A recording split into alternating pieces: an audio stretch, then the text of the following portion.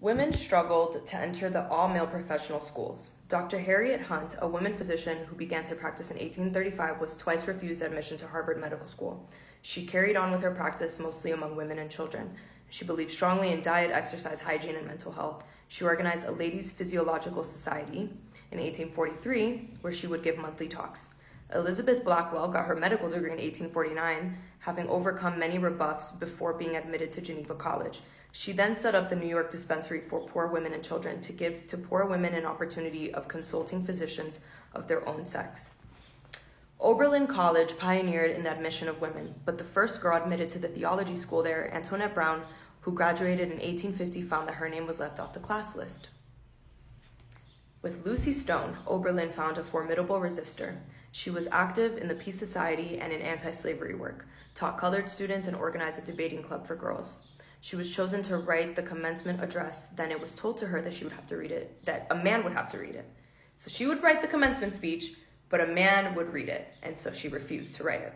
Lucy Stone began lecturing on women's rights in 1847 in a church in Gardiner, Massachusetts, where her brother was a minister. She was tiny and weighed about 100 pounds and was a marvelous speaker.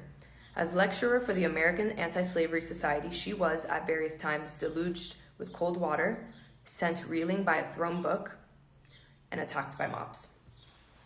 This warms my heart, what we're about to read next. When she married Henry Blackwell, they joined hands at their wedding and read a statement. While we acknowledge our mutual affection by publicly assuming the relationship of husband and wife, we deem it a duty to declare that this act on our part implies no sanction of nor promise of voluntary obedience to such of the present laws of marriage as refuse to recognize the wife as an independent, rational being, while they confer upon the husband as an injurious and unnatural superiority. She was one of the first to refuse to give up her name after marriage. She was Mrs. Stone.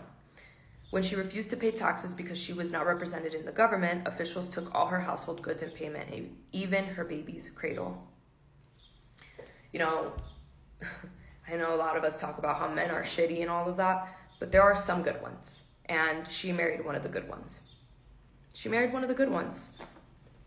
That's what we want, right? A man that sees us as an independent, rational, free-thinking person who wants us to be more ourselves, who loves us for being us, and can stand up to the government, to the world, and be like, we're married, but I am not going to subject her to the bullshit that y'all are trying to subject her to.